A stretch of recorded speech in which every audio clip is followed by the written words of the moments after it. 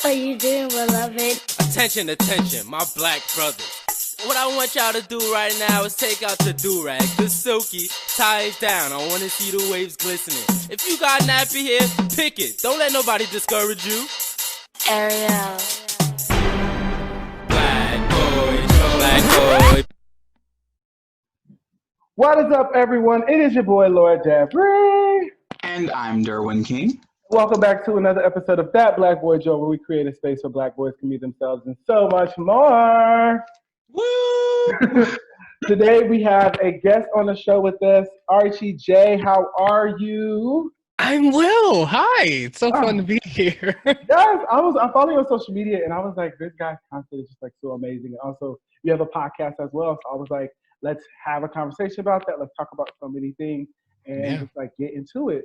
So first off, when we start the show, we always ask people, what does Black Boy Joy mean to them? So what does Black Boy Joy mean to you? Wow, that's intense. Black Boy Joy. What does it mean to me? I think for me, it just means being authentically yourself, right? And embracing every part of you and highlighting the good versus the bad and acknowledging all those things, but being able to choose positivity, choose joy, and then, you know, excel in your melaninness, if that's a word. So, Black That's Boy Joy. Yeah. Thank you. So we also go into Spotlight. So we also highlight a man at the somebody at the beginning of our episode, and then we go into our hot topics in our interview. So, Devin, take it away for us. Sure. So this week's spotlight goes out to Trap Cry, who recently dropped an album on the 21st of June called Stay Up. Trap Cry is a rapper out of Richmond, Virginia. Actually, just calling him a musical artist out of Richmond, Virginia. Very, very dope. Actually, we're birthday twins, so shout out to him for that. Yeah. Curious. And so you guys can go ahead and find his music on Apple Music. Also, really, really enjoy how sex positive he is. Beautiful body. So guys, check him out on Twitter as well as Instagram, and go ahead and get his music. That's Trap Cry, TRAPCRY. Yeah, so let's get into our hot topic for today. And the first one I wanted to talk about is I recently just started seeing this again, but I had seen it like die off, was the first Black Bachelor, Matt James. Have you heard about that? I was like, okay, the Bachelor. So I know we got, was it Rebecca or Rachel in 2017? Rachel Lindsay. Rachel Lindsay. Ooh, Rachel Lindsay in 2017, and now we have our first Black guy as a Bachelor. So what is everybody's thoughts and feelings about that, especially with the franchise? Not impressed with that at all, actually. But I mean, honestly, the last time I watched The Bachelor, I was like probably 10. But I don't really okay, so anybody who watches The Bachelor who was looking for representation, I think that's beautiful for them. I personally was not and will not be. So while I recognize that could be an achievement for some people, I typically don't like applauding people for things that they know they should have done probably 15 years earlier. But, you know. I mean, I'll piggyback off of that. Yeah. When I saw it, I was underwhelmed when I saw it, because I was just like, really? Now you're going to do it? In the midst of Black Lives Matter? Like, this is the time you're like, hey, let's throw out this black. Yeah. It just seemed very inauthentic and very calculated. And it like, if all this stuff wasn't going on, he would not be leading the franchise. Absolutely not. Yeah, I definitely thought it was tokenized. I was like, oh, this is so coincidental. Is this a coincidence? What did Nene say? A coincidence?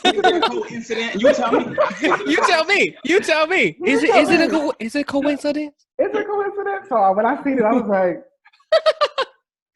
I guess the E for effort, but I won't be watching. I've never watched The Bachelor. You won't catch me looking at it. I'll tell you that right. I've never tuned in. I've never. I will put out a petition, as we have many petitions going around right now, to bring back Flavor of Love. Yes! Oh my God, yes! The dramatic, the performances, all of the entertainment. No, because shout out to, I saw somebody giving my girl her due today. Tiffany Pollard definitely like set the tone for reality TV from the point that she was on season 1 of Flavor of Love to now.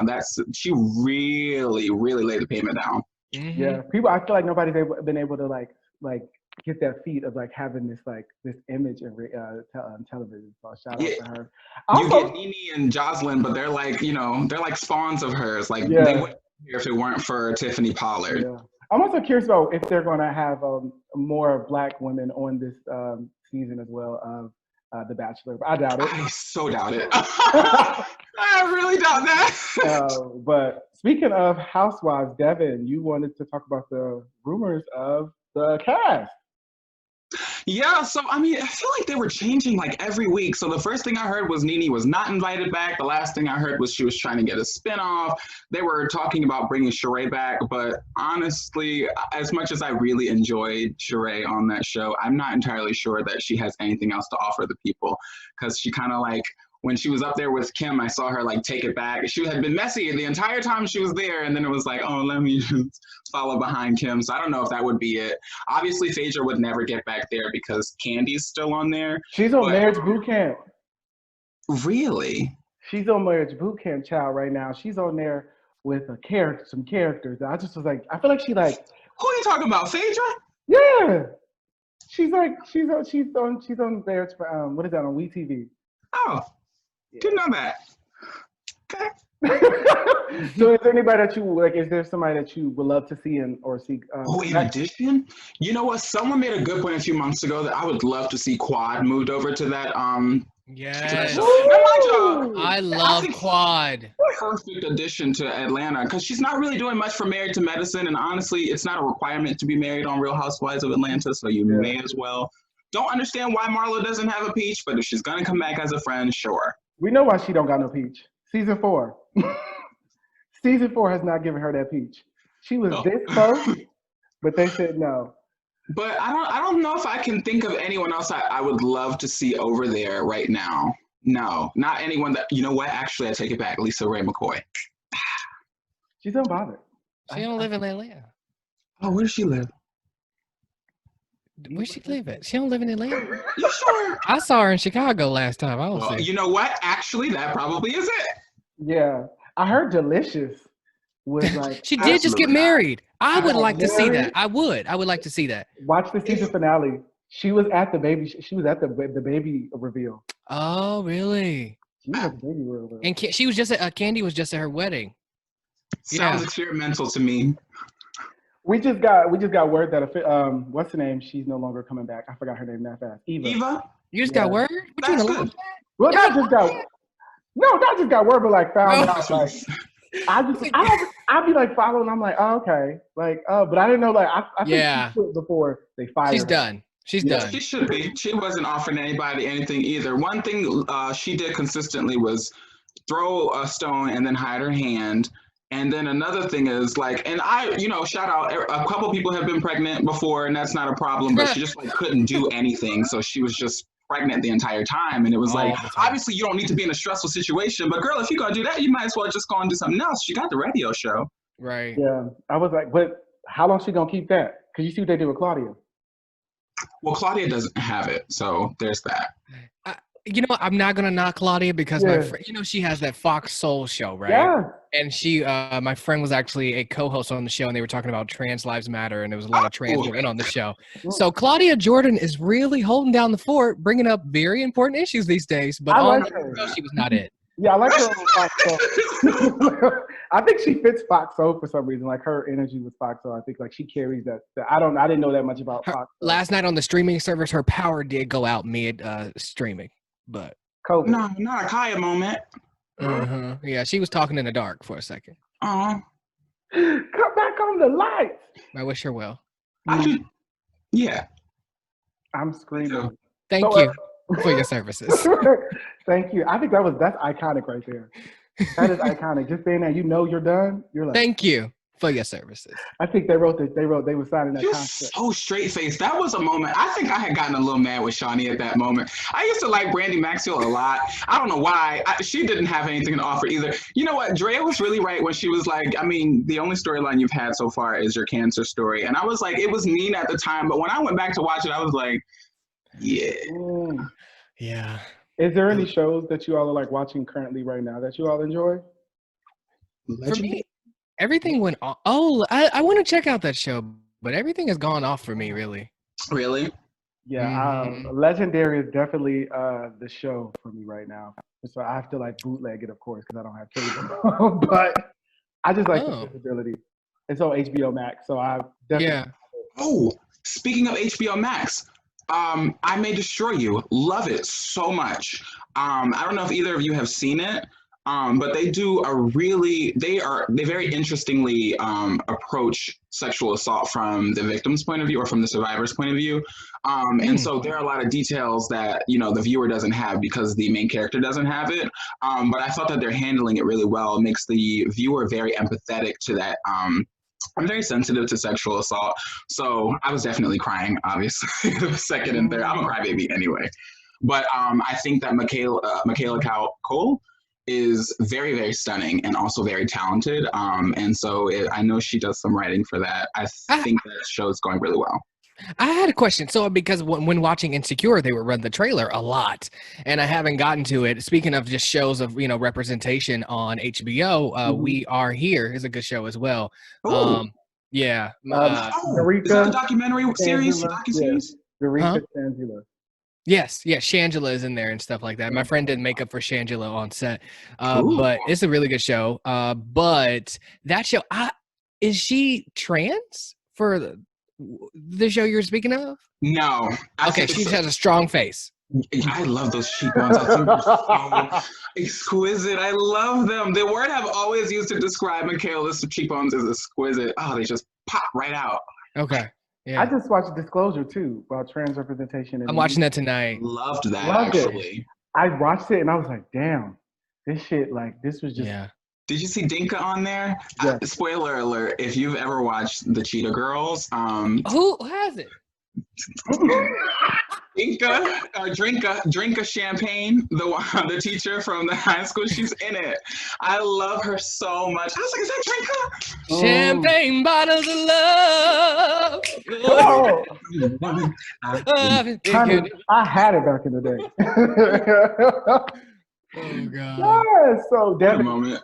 do you have anything in regards to pop culture you want to talk about before we dive into the show? No, you know what? I wanted to go ahead and say this though, just for like, social media culture.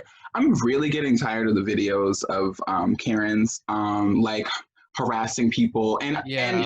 it's a two-part thing that I'm tired of. I'm tired of them doing it. And I'm also tired of people pulling out these cell phones to record them because they could really just be cussing them the fuck out.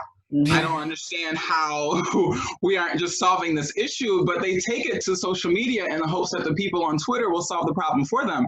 But the thing is, sis, you can do all that research and all that whatnot on your own. I mean, even if you're going to record it and say, hey, this is a example of your employee doing blah, blah, blah. I'm starting to see people do it for clout, and I don't like anything more. I don't hate anything more than people using serious things for clout. I think it's really tacky. And just distasteful. Next case.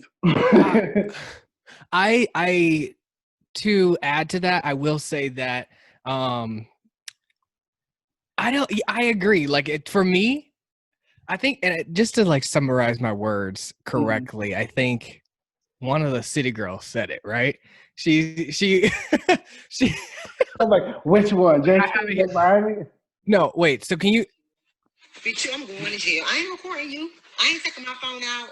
Why are you calling the police? I'm gonna beat your ass down. Bitch, I'm gonna beat your ass in that motherfucking park. They would have been picking up that hoe in it all. Bitch, don't play with me. Don't play with me. That's what I'm gonna like. I'm not like I'm gonna beat your ass. Like I'm. I get that. I'm like, we recording this shit. No, I'm beating your ass and then recording. Honestly, like at this point, no. I wasn't gonna tell people to lay hands, but it was in the subtext. Like, yeah, we read the Spark Notes. Thank you. Down. No, yeah, I'm like, okay, Karens, we need to give it up because they not stopping. She said, "I'm gonna beat your ass." She said, Why do they speak like that? It's so great to me. Miami. I love it out of Saucy Santana's mouth. We had a war. I love him so much. Let me tell y'all that if I had a gun to my head and there was one song I needed to sing front to back, side to side, it would be Jobs by City Girls. It just came out. Wow. The next day I was practicing. I felt like I had the gun at my head and I was like, I got it. Y'all need it. Y'all ready? Let's get it. What's the first verse? Nasty but classy. Birkin bag me, spending a couple thousands on my MIA. Got my teeth done, cash at me. So you said the first verse. I gave you like. Okay. He gave us a couple lines. You want to go drop some beats, Candy? So nasty and so rude. Oh, God. So nasty and so rude. Okay, that wraps up our. Ooh, child, I lost my track. That wraps up our hot topics. For now, because we're going to keep going all day, every day. But we wouldn't get into the meat. We never, before we move on, we had never gotten up into B. Simone, and we also hadn't gotten into the ChloeXHalle album. She didn't take accountability. Ooh. No, because today there was a video of her on a podcast. I don't know how old it was, but she was talking about trans people, trans women to be exact. And the narrative, it was the like secretive narrative, like the deception narrative. I hated that they were pushing that. She repeatedly used the T word, which made me so uncomfortable. I cringed so much. I don't even think I did not make it through the whole thing because she's like, oh, I have a few friends and refers to them as a T word again. And then the girls are just like, oh, so like they're trying to inform themselves in the conversation. So one of them goes to Google, but they're still using like really offensive language and still spreading like really harmful narratives. And then at some point, you know, B. Simone refers to us as the lettuce, bacon, tomato community.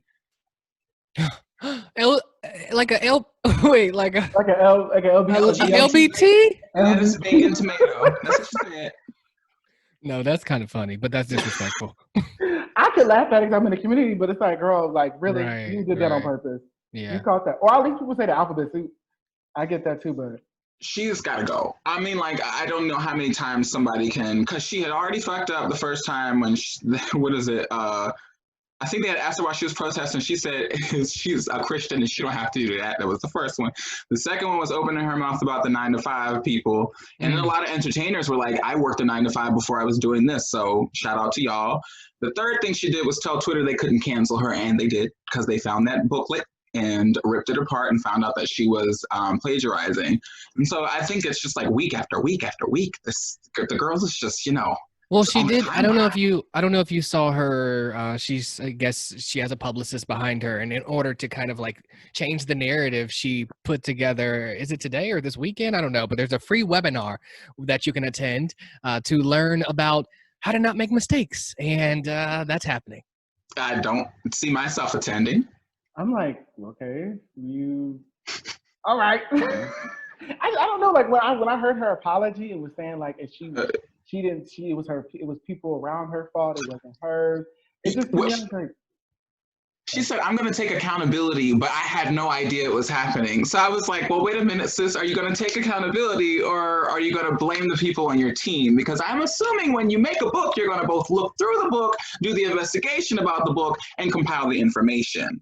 Yeah, when you say but. It's actually not factual, too, because she said that somebody else kind of did it and submitted it for her. As a author of a book, you have to submit it yourself. So either somebody gave that to her and she did not read it, or she literally took it and plagiarized it herself and turned it to the publication. But it went through her before it went to us, you know. No, thank you. Thank you for your services. Gotta go! Get her out of here! You said ChloeXHalle. Yes. Oh my God. So I don't know, because if we didn't talk about it the other day, then I'm going to say what I got to say about it. Ungodly Hour is really that girl. And I know that there was some beef about, you know, between Disclosure and Kaytranada the other week because the sound was borderlining. Like, I'm not going to lie to you. When I heard it, I definitely thought of Be Your Girl remix by Kaytranada. But luckily for me, someone mashed the two of them together. Now I can go on YouTube and hear that, and I'm so happy. I was just listening to the album before, and my favorite songs are Ungodly Hour, Forgive Me, and Tipsy. Yeah, definitely Ungodly Hour. I definitely love Lonely. Forgive Me. Lonely. I'm about to go. I feel that right now. I'm like, child, you don't got to be lonely to be lonely. I'm like, what? Okay.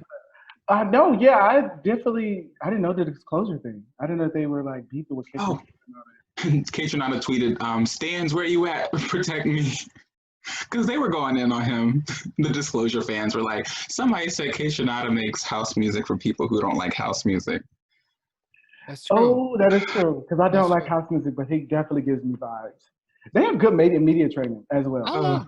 I see them on the Breakfast Club, and they are unfazed by the question. Like Charlamagne was just like, "Y'all really got good, yeah," because they ain't got time for you, and they just feel like they really pick the stupidest possible questions, and they are sure to like lead with them. It's really, really interesting. I did see a tweet, and I'm sorry that I can't, credit that person, but I think it was, they basically said along the lines of, I don't know why people go to the Breakfast Club at this point, because they just ask the most ignorant questions. And because like Charlamagne, he asked a question about Diggy. Haha, okay, let's move on. And then he went back for a follow-up and it's just like, this is not working. And it's just not the proper journalism. It was entertaining of a sort when they first started. We didn't have like a black radio show, young and hip. It wasn't, Tom Jordan. So, it was something fresh, but it was Tom Jordan every day driving to school. My dad had that going on, but I'm just saying, but it was fresh. And like now it's just like, it's very tainted, and it's not giving me substance anymore. Go ahead. It's very formulaic. They always that's how they lead. So Angela Yee tries to mitigate Charlamagne, who's always jabbing for the same. He's trying to get the reaction, is going for it. And then Envy is sort of like saying something unintelligible in the that we don't care about. Yeah, because he's super irrelevant. And Angela Yee knows that something's wrong. So at some point she's like, yes, draw back. But then she adds in her own after she's like totally absolved herself of responsibility. It's very, very interesting. I mean, but Ungodly Hour is great. I listen to it twice a day. Yes, I listened to it last night. Yeah. Come on. Well, I think that's it for right now. We got to get into it. But first of all, Archie, you are multi-hyphenated. You are a producer with Sirius XM. It's Sirius XM, not Sirius XM plus Pandora. Yes, and you also are a host and producer for AfterBuzz TV. And you also have a podcast called The Millennial Experience with Archie Jay. Millenial Conversations. The Archie Jay Experience, Millennial Conversations. Get me right. Okay. This is your brand. This is your name. First of all, tell us a little bit more about who you are and how you got into where you're at right now. Oh God, who I am. I am a overbearing control freak who really wants to excel and is a huge family person. But how I got started into radio, I actually started in radio at 15 on the only teen radio talk show in the country at the time in Kansas City, Missouri, where I'm from, the Carter Broadcast Group, and it was called Generation Rap. And I got involved in that because I was doing a nonprofit internship at 15, and I went up to the station one time and they invited me back because it's a panel conversation. It was mostly girls at the time, and they wanted more men who were speaking out on things, and that kind of like trailblazed it for me along with theater. I thought I was going to be a doctor for a long time, and then I got into theater, and then this radio show came at 15. I was like, let's change the trajectory of that. And then I went to college. Did college radio, was the #1 college radio talk show in the Midwest area.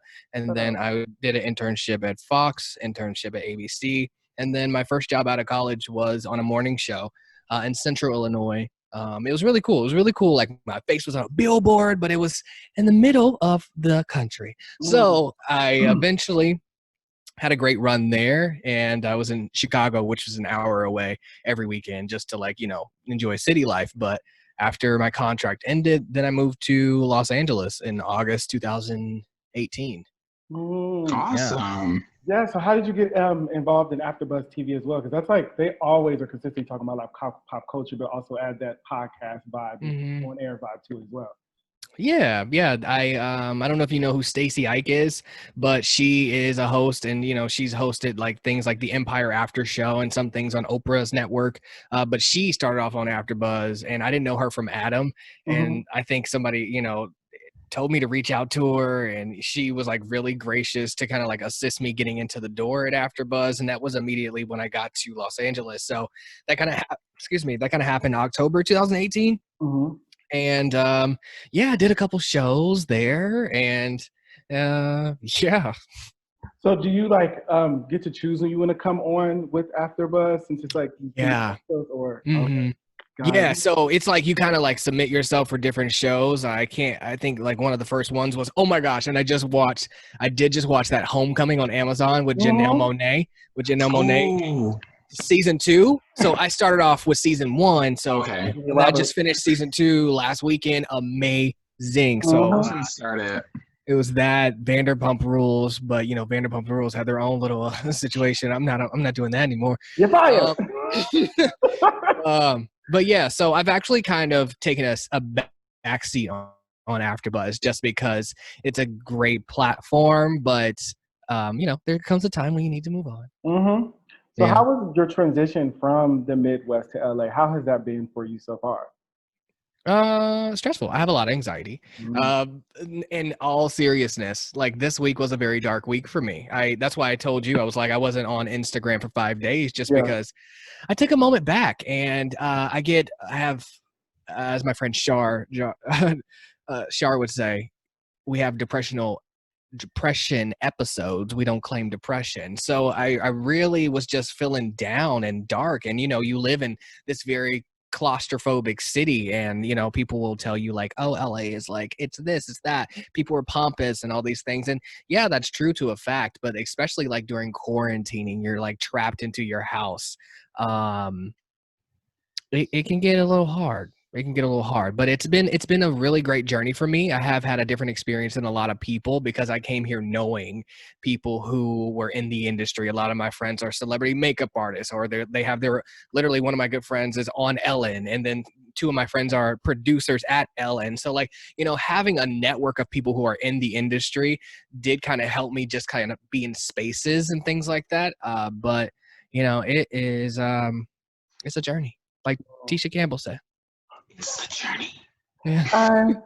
I'm still here. That's my song. I really enjoyed that. I was so sad that people were thinking that. I genuinely enjoyed that song. It was funny, but the performances were funny too. Yeah. So I was curious about if you've ever had any struggles with innovation at work. Yeah. How you sort of navigate through those. You know, being creative and being a creative and a Black creative at that, and I'll specifically speak on my experience when I was living in Bloomington, Illinois, on a terrestrial radio station morning show, the Susan Show in the morning, right? You know, it's hard being younger because I came on the show freshly out of college. The Susan Show was Susan was literally 44. So it was, you know, having that juxtaposition from us two older white woman, then younger Black male, gay at that, was just like, it was a really great mesh, but it was really hard to kind of, you know, fight for a creative vision. And I think what really was like my best tactic was to effectively communicate with people. And for me, since like that was a partnership, you know, like the work-wife kind of thing, when you work in spaces like us, I think if you don't have effective communication, then you know this is really something that you can't be a part of, and you have to hold your own self accountable and move through that and push through that. Because if your coworkers or your boss is not listening to you, and it's not like a very cohesive communication, you know, path, then maybe that's not the place for you. Because you know, I've had 65 jobs, right? Retail stores. I think my first job was at Hollister. No, it was at Worlds of Fun, which is an amusement park. And I stay at those for like 2 months because I just can't. And yeah, so it's just like, if it's not working for me, I'm out, because I also have a very, very strong faith. And I just know that I'm going to be good. Trust me. Because God's got it. And then, you know, I also actively work on that as well. You know, we can't always say God's got it just because we grew up in the church. We have to actively believe in him and have that. And, you know, that's a whole different story. But yeah. Do you see yourself sometimes like taking risks or wanting to take risks on air?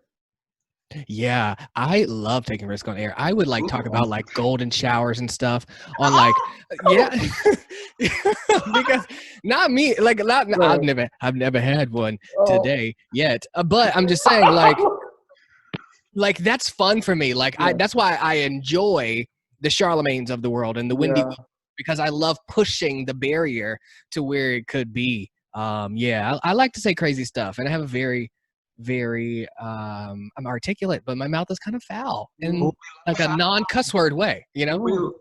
Actually mine is exactly, it's really hard for me not to use cuss words. Like it really just jumps out of me. That's Yeah. something I know I gotta practice. I'm like, if I ever wanted to be on air, child, this mouth I'll have to get some media training. I'm like, oh, we got too many beep. But how does your like coworkers feel about you taking those risks? Are they supportive? Do you always have like some pushback when that happens afterwards, or?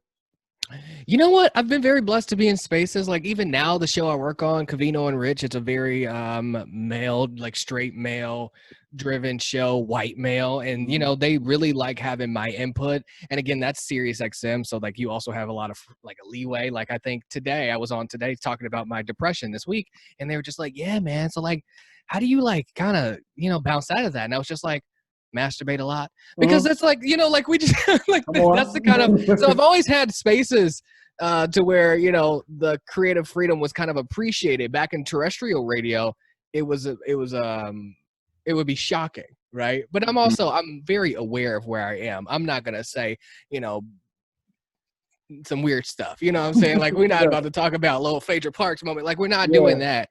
But you know, it was, you know, people, it's well received by the people listening. Yeah, okay. I think it probably comes off organic. It comes off like just right. It seems natural.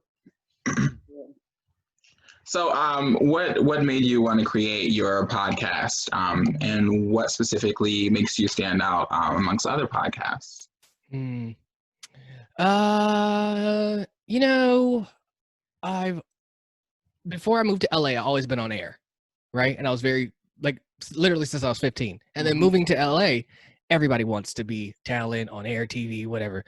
So creating that podcast immediately after I got here was kind of like me taking control of the narrative and still being able to push content and still being able to have the following that I did when I was able to kind of build up until that point, to kind of still hear me as I was still trying to figure out the LA streets when I was, you know, applying to jobs like the one I have now when I'm working at Michael Kors part-time. You know what I'm saying? So, yeah. What makes you feel like you stand out amongst other podcasts as well? Wow. I like saying, and I own it, that I am batshit crazy, right? But I think that being a little bit of you know, a little cuckoo, like, you know, everybody's an individual, and I think I really try to hone in, and I've always owned my uniqueness after the age of 6th grade because I was bullied, right? But I think that, you know, uniqueness and just being authentically yourself. And for me, I know it's providing a safe space as I've gotten more comfortable in being I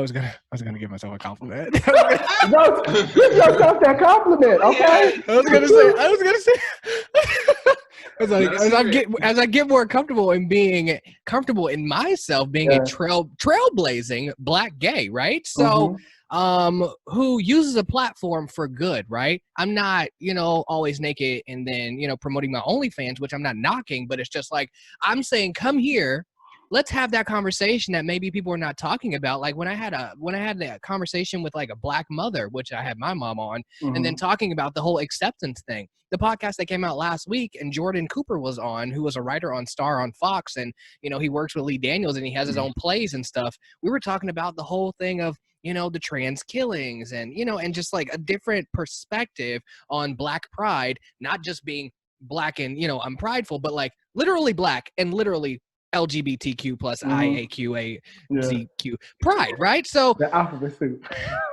Yeah. You know.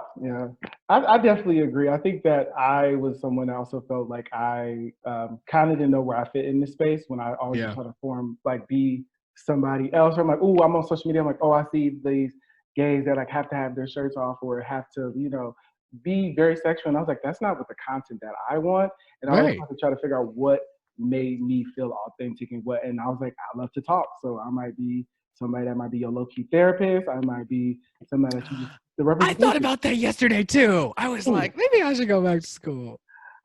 Me That's too. on my brain every other damn week. I've been looking into grad school for therapy because I was like, bitch, I already talked, so let me talk to pay. Get paid. I do want to go back to grad school though, but I think up until yesterday when I was like, oh, therapy could work, I do want to get a master's in African American studies and be a professor. Love that. Mm-hmm. I was thinking about doing counseling myself, and my mom at the time was dating a therapist, and he was like, do you really want to sit and see? So sometimes you have to talk to people for 10 years about the same exact thing. Wait, where'd your mom go?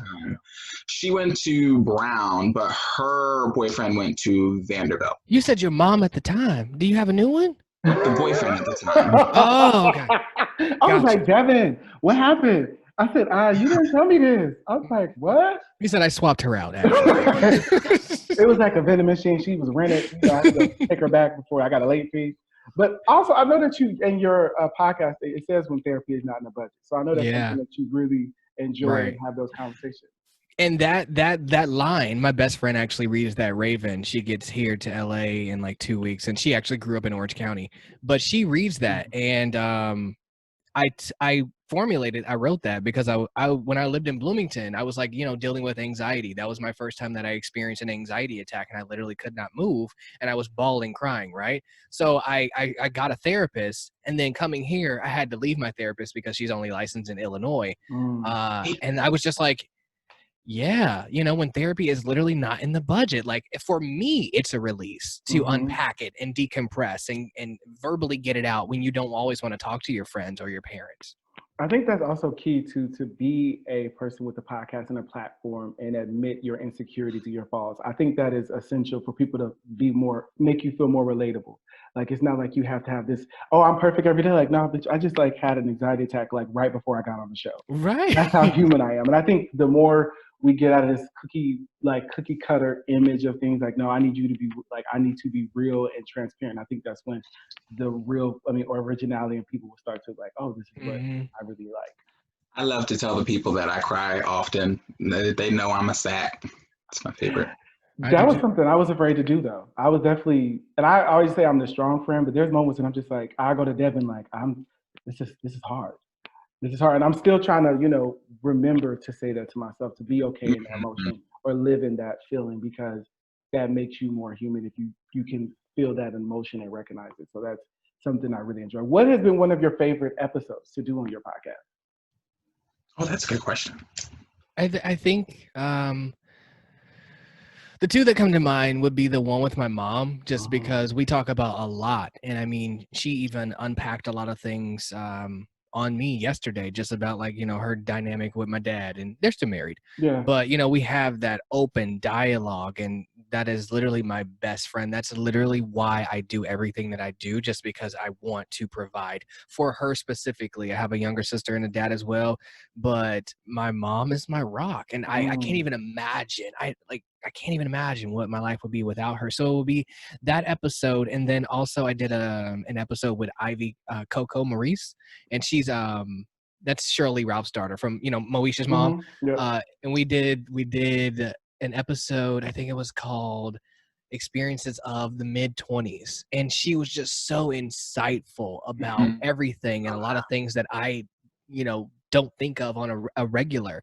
And that's why I really enjoy having other people on. I rarely do episodes with myself, but I do, just because sometimes I have things to say that I don't need help saying, but I'd like to invite people on. Yes, it's the Archie Jay experience, but I want to hear from your experience and how can we grow together. Yeah, love that. So another one is, what is something that you tell someone who wants to get into broadcast or create their own podcast? Advice. Stand in it. Don't be fickle, right? Don't be, it is not fun. we know, trust to believe. It's not what you think it is. Like, even when because, getting into broadcast, you're like, oh yeah, I want to be that local news reporter. And when I was that intern, like, that is cutthroat. It's a one-man band. Like, you drag your own cameras most of the time. You start in a smaller market. You're editing your own footage. And luckily I can edit down boots, right? Final Cut, Premiere Pro, all that stuff. We got it. But that's just a lot on my soul. And I don't want to do that no more, So, but yeah, so I would definitely say stand in it and own everything you say and be willing to learn and be willing to listen and understand that you are a vessel narrating whatever story it is, and you are completely okay to make an error, but it's how you come back from that and how you acknowledge that error. Maybe you said the wrong name when addressing a trans person. Maybe you didn't credit somebody for their work. Maybe you missed a fact delivering that local news story of a homicide. But how you come back from that is really how you win. And those moments are bound to happen. So good luck. Yeah, that. I'm like, wow.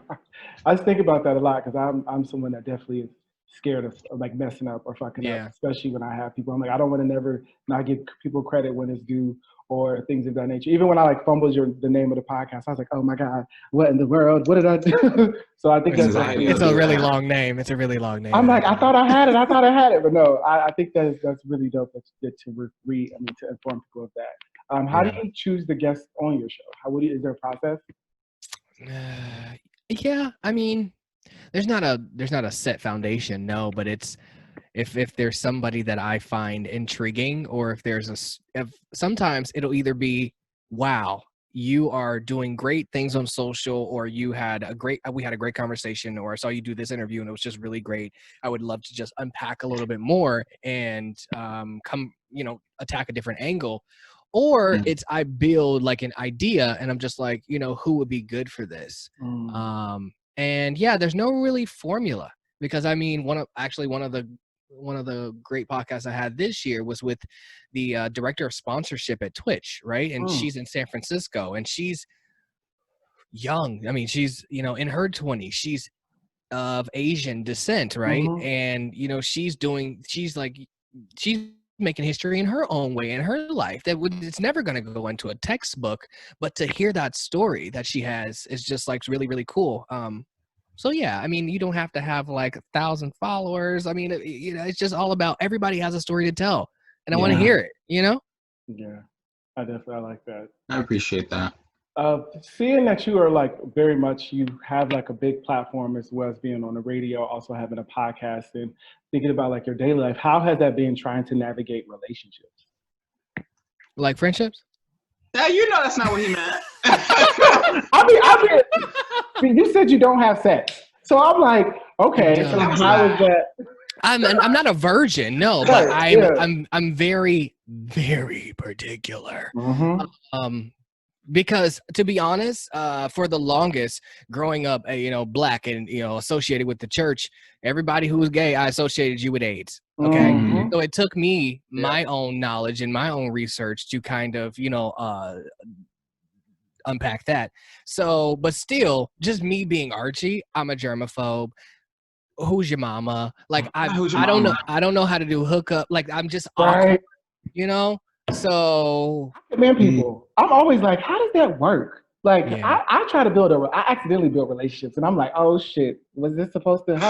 Is there a handbook on it? It's really, I definitely don't like it. Yeah. So, I don't know about that. I don't like that, but I like that. But I will say okay. So that's the physical side of things, and sometimes it does get there, right? Yeah. But it's not like an instant thing. Like, I am the horniest person I know, but I also will keep it to myself. But when it just comes to like formulating those, and if they last and if they don't, no, because I am some of the best communicators with a mic in front of you are not the most effective communicators in relationships. I'm sure that has been something that I have worked on. I was gonna say, is that for yourself, or do you have a problem with We that? let's get comfortable. Let's be honest. Like, So Yeah. with that being said, do you have, because like you're a very independent person and obviously very much about your shit. And I find that people who are that headstrong have a hard time doing what feels like reporting to other people. So is it like a difficulty with like, I just don't feel like telling you like every second of the day like what I'm doing, or like having to run things by you? What is the communication, or what has historically been the communication hold up for you? For sure. I'm an odd individual. I really am. Sometimes I want to talk all day, and then sometimes, and then people will take it as a ghosting. I just literally don't want to talk to anybody. So there's that, and then I probably won't let the person know. So I guess that's where the problem lies. But what's the length on this relationship? Like, what do I owe you? If it's 3 weeks. So there's that. But when I have been in one relationship and it was 3 years long, and it was college and then 1 year post. And I'm very passive aggressive sometimes. So yeah. Okay. I feel attacked. Okay. But yeah, that, and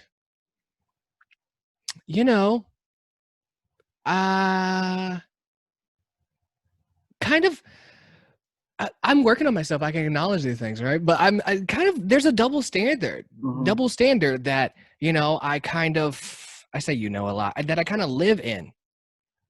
I want to know everything that you're doing. But you want me to tell you everything I'm doing? No. Wait a minute. You know what I'm saying? Like I have the same issue. If you ever seen Being Mary Jane, that's me. That's me. People like some of my friends, they're like, have my name saved as Mary Jane Paul, and I'm like, why? Just hypocritical. Just but I am praying. I had devotion this morning. I am doing okay. Come on. How is that the same with like your friendships? Are you passive in like your actual platonic relationships, or like how is it different? No, not really. It's a very bold. It's a very vocal thing. Yeah. It's like sorry, I'm hot flashing, menopause. I'm like, how old are you, Archie? 46. I'm 46. Actually, I'm 46. I'm like, oh my God, that LA weather is probably just real dry. Okay. A lot of other things are dry. Ooh. But yeah, so COVID. Let me just tell y'all. I went on a date during COVID. It was scary. Where? On FaceTime at home. Was it on FaceTime? Where was it at? What's open? Didn't y'all go to a Mexican restaurant? No, girl, that was a friend. But no, I went with a guy. I met him on Tinder. He was older. And it was nerve-wracking. It was very scary, y'all. I was like, I don't know how. Did you wear your mask? Of course I wore my mask. The whole time? No, I didn't wear my mask the whole time. I might have to go to one of these like drive-throughs. Did y'all make out?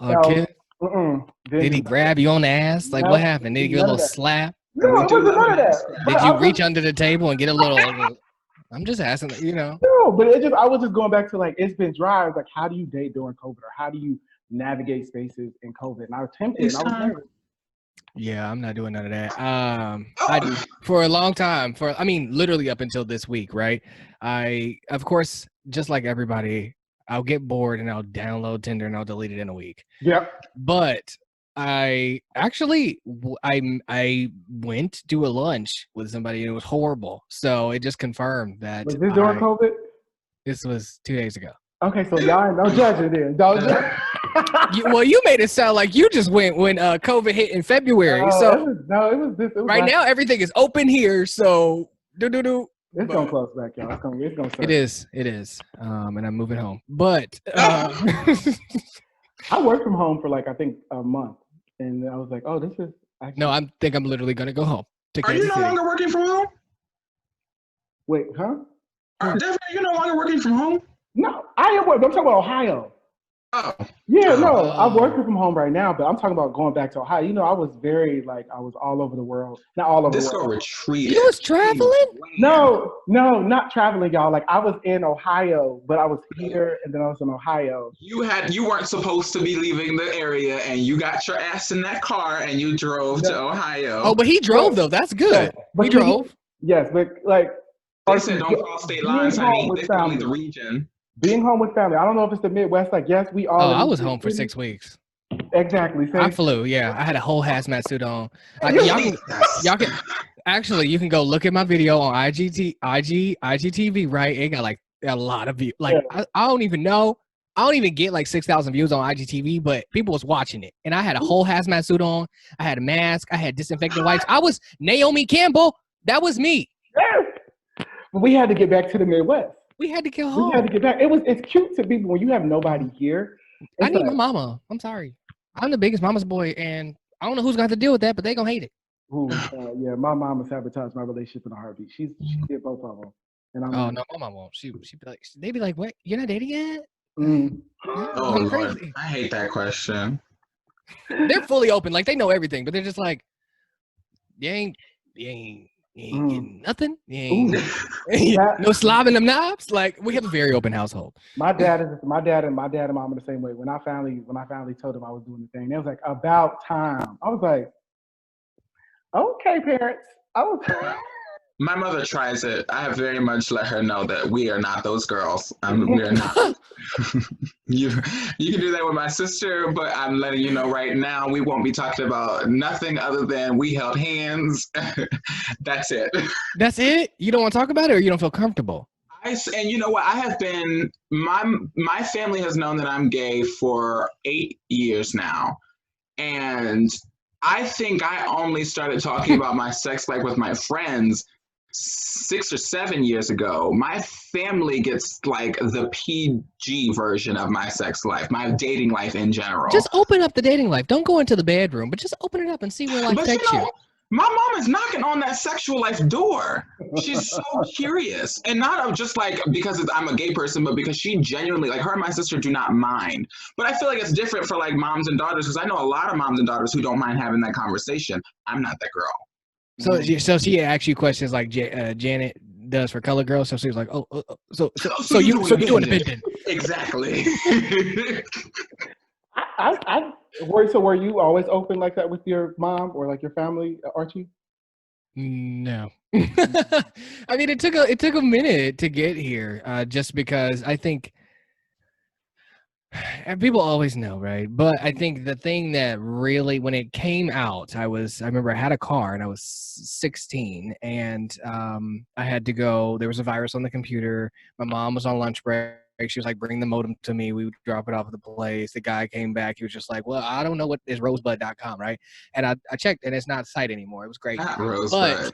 Rosebud. So yeah, that was the start of that. And I do credit the show Empire to some growth, because Cookie and Jesse, the characters, they really kind of, I think, contributed to our dynamic. Yeah. I don't know what did it for mine. I don't know. I mean, you know what, for me, like my family even coming around to learn anything about the LGBTQ plus community was because at some point I was like, all right, well, you guys are going to get with it, or we're just not going to have a relationship, because I'm going to do it. Like, I'm going to live my life. So we can get on board. But I've gone to therapy, and I've learned that if I can't get love one place, I can absolutely find it somewhere else. So it's, pick and choose. Where were you finding it? Friends, chosen family, Okay. And that was something I think that was really instrumental in my like blossoming, was having people that were supporting every bit of my growth, even when I was putting on tacky ass clothes or doing my eyebrows very badly. Like, they were my cheerleaders. So at least I had some sort of outlet while my family was getting it together. How do you identify? Gender nonconforming. Okay. Yeah, I think for me, it was easy to come up to my mom. But I did wait until I was out of her house to do it. I wasn't about to get put out. I wasn't about to get put out. Yeah, that was a real fear. That's a fear. Yeah, I said, let me be more independent and then I'll come out. But it took me, I think, to my senior year to come out to my father. And my mom and dad are married. So I knew, first of all, she told him as soon as I came out. I think she yelled, probably like, he gay, girl. He gay. So I think she did that. But I think me having an actual conversation with him, now she called your daddy a girl. She does that. I say that to my dad now too. When he's like, "Don't call me girl," I'm like, "Okay, girl." But it's a relationship I had my mom, whatever. So I think that was me last year. Sorry. I just got, I just got comfortable. Like, I'm just like, when my friends would be like, okay, girl, I'm like, I'm a boy. Yeah, it just comes out. Okay, Yeah. it's okay for you to be like, please don't, because I used to go through that because I feel like a lot of people, a lot of men in the gay community are like femphobic. So some of them have like some internalized misogyny that they don't want to be called girl, but I've accepted that like in the way that people who don't identify with the gender they were assigned at birth, they want to be called a certain, pronoun. So do people who are cisgender, and that's totally fine for them to ask for that. I've learned That's to true. accommodate that. Mm-hmm. I never thought about it like that. That's very true. Yeah, we gotta apply the rules as Yeah. across the board. It's totally fine to be like, please don't call me girl. I am a boy. Okay, no problem. Won't happen again. I gotta fix that because it just comes off my tongue. But I'll be like, oh, I'm so sorry. I did not mean that. But A person will tell you. Girl or sis. But yeah, my dad. It took me a while to. It didn't take me a while. I feel like that was just like a monumental thing to just come out to him because I didn't want his mindset of me to change. So I think I went through like a whole journey of even when I came out, I still was like low key in the closet. Because my dad, it was something I was like, I don't want to seem like you lost your son and things like that. So that was hard, even for me to communicate on platforms or like I couldn't really express who I wanted to be or like even say things around my house. I was like, I'm out, but am I really out? So that was something that was like hard for me to juggle or still get comfortable with. Like I recently started to get comfortable talking about like relationships on the podcast. Devin knows it was very hard, and I think if you want to talk about this too, Archie, like it was just really hard for me to allow people into my space or allow people into who I am as a person. But I'm like, you have this platform, so like it was like I wasn't being real, but I was saying I'm real. I'm real. So, Yeah. I don't think that I wouldn't say that I wouldn't call you fake because of that. You just set boundaries, and I think that's something that I do. I don't talk about my like love life. I don't. Like I'll talk about dating experiences, but I mean for me, I have to hold something to myself if I'm like literally a social media manager, I'm on, a show here and then I produce or whatever, and everything is like taking a part of me. I think that, if you set a boundary, like I don't want to talk about that. Like you don't need to. You read like celebrities like Michael Ealy. Nobody knew he was married for like 5 years. And that's the same thing. Like you're on this platform, you don't want everybody to know right now because you know too much already. Ooh, Michael Ealy.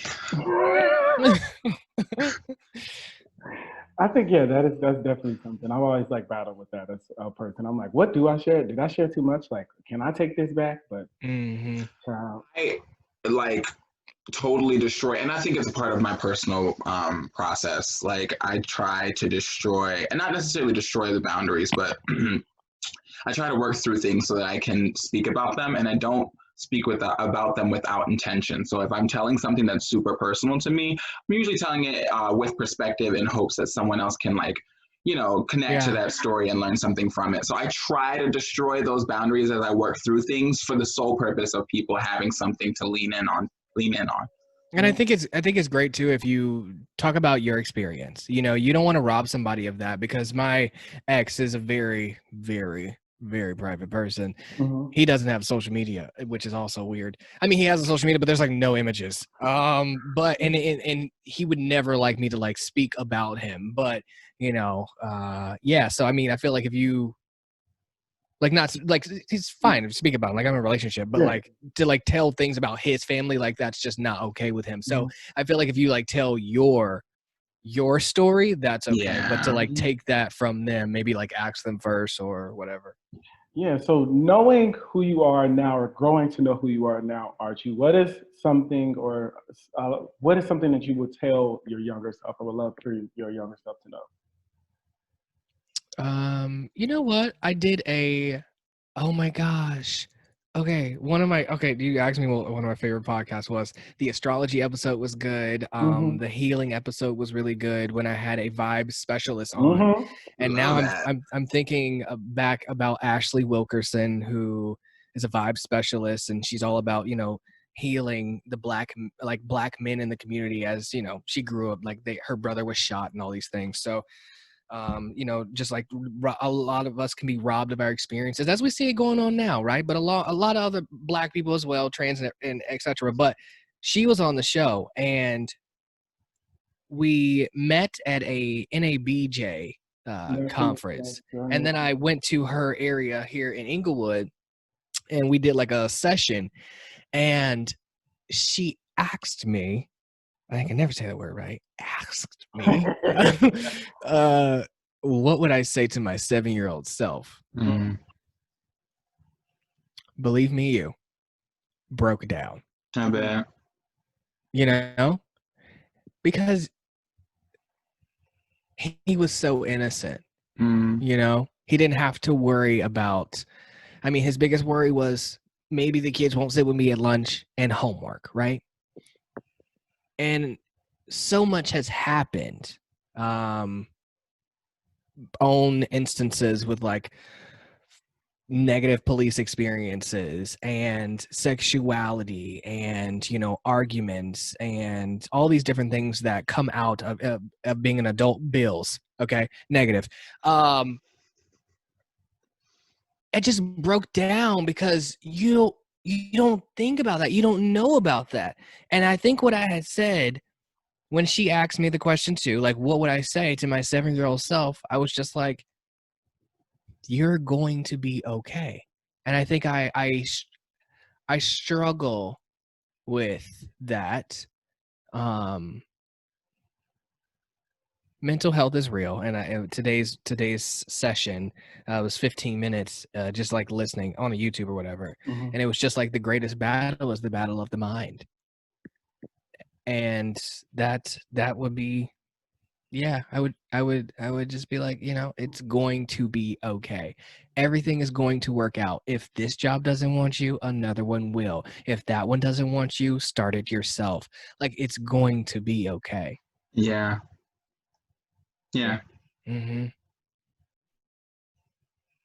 Sit in that for a moment. I appreciated that. It's something I think that people have a hard time really granting themselves grace about. We're taught to fear. We also are reminded regularly that like job markets are competitive, but and it makes people afraid. It makes people feel like that they have to sit through things that don't, you know, feed them or don't serve them. And it's really unfortunate because I truly do believe that once we get ourselves together, right? Once we get our minds together, once we stop fighting those useless mental wars, we start to see our options a lot more clearly. And that becomes true. Because it's going to be harder for a person who doesn't see the possibilities to see, you know, that when I leave this one, there's going to be another one out for me. And like, obviously your perspective changes depending on the health of your mind. So I appreciate you for saying that. Yeah. Yeah. I think that's something that people deal with and all that. So what are some creative ways you've dealt with like your mental health? Like how, I know therapy is something that you say, I mean, you do and things like that, but like, what are some creative things you thought to like help you cope with like your anxiety and things of that nature? For grounding purposes, if you are able to, I mean, if you're suffering from a panic attack and you literally can't move, but if you feel it kind of arising, one thing that I've always taken away is to stand or walk or, you know, rub your feet barefoot against the grass. It really does ground you. And it's always important to know, because I can always feel when it's happening, right? It's always important to know that this, I know people listening can't visually see me, but it's going to start if you hold up like 2 hands, right there, right, like in a yard length. Okay, we're not talking about but I'm just literally like, if you start from one end, it's only, you're all like, when it starts, it's closer and closer to the end, right? You're getting to that end point when you're going through that anxiety attack, whether it's 2 days, whether it's 2 hours, you're getting to the end of it. When it starts, I think that mind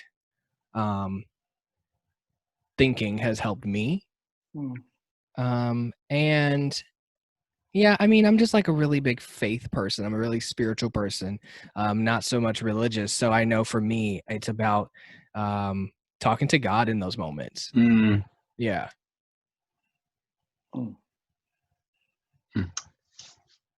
But wow. Not wow. No, just because of the faith thing is something that's really you talk about a lot, and I see that you carry yourself with that. Something as he's by your side through everything that you Yeah, do. he's sitting right here. Yes, Say hi. right there. What's up? No, I'm just kidding. What's up, God? I'm coming. What's up? But no, yeah, that I think that is very strong. That you that's he's been by you, and you know that. It's not even just growing up. It's not even like he's by me. He's in me. I am God, and he is me. Right. So it's an internal thing. You know, Yes, it's that being. It's the light. Mm. I think people forget that a part of your overall well-being is spiritual health and spiritual well-being. And I agree with that statement that, God is in you and that you are God, because I do think that that's sort of the thing that connects us all. And that's what sort of like that spiritual wellness looks like, is recognizing that there's a constant light inside of you. And sometimes you can't find it. It gets lost in the murkiness or in, what happens to you and trauma and frustrations and anxieties, but you could just gotta find your way back. Okay. Black Parade now, since you just gave us Beyonce. A Black Parade? Oh my God. I'm going back to the South. Back.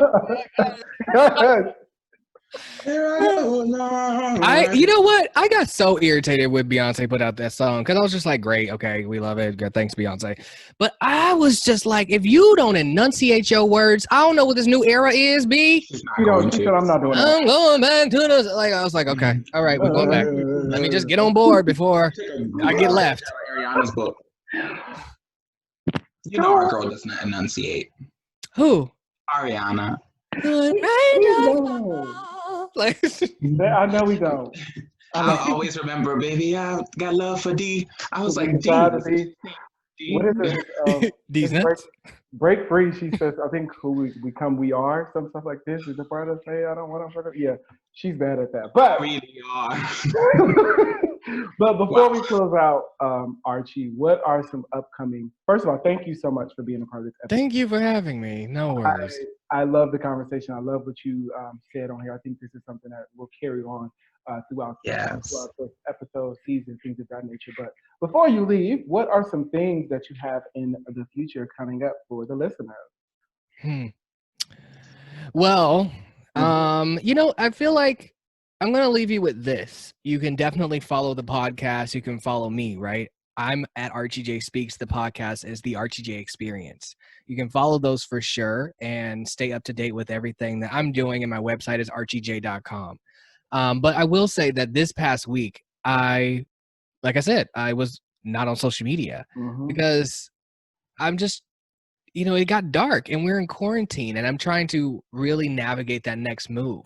So as of now, I'm really setting in to life as I know it and just going along with the ride and trying to choose positivity. I don't have, my magazine cover's not coming out next week. Like, my album's not dropping. But I think that, just follow those and keep up with me because we're figuring that out. But, things are coming. I like that you also can acknowledge that you need to take time. I will say this, though. My Christmas EP will be dropping in November. Come on, so I see you take vocal classes too. So you said you got to get your vocal control together and all that. I grew up singing, right? So I really want a Christmas EP, and we are working on that. We're gonna get this Christmas EP in November, so this thing in December. I'm just letting y'all know that we're gonna get this prepared for the holiday. Okay. Where the studio at? Beyonce, what's going on? Let's go drop some beats. We're gonna drop some beats. Love that. Where's Portia? Portia. I'm gonna have to call Portia. Nene just is iconic, okay? Nene is just iconic. Your time is running out. Oh, yes, it is. It sure is. Okay. So before we close out, we would like to first of all thank you so much, Archie, for being Thank you. with us. Yes, thank you. Before we close out, we're going to give you all of our social media. So if you all would love to continue this conversation with me, you can follow me on my Instagram at _Lord Devery. That is _LORDEVERY on my Instagram and Twitter. And you can follow me on Instagram at Derwin King. And then you can also follow me on Twitter at Free Negro. That's FREENEGREAUX. Archie, if you want to say yours one more time for the people. Yeah. It's at Archie Jay Speaks on every platform. I'm still on TikTok. I'm working on that. And I know. And if you'd like to continue the conversation on our Instagram for the podcast and Twitter, that is That Black Boy Joy. And if you would love to be a guest on the show, you can hit us up at That Black Boy Joy podcast at gmail.com. And like always, thank you all so much for being a part of the show, and we leave with love.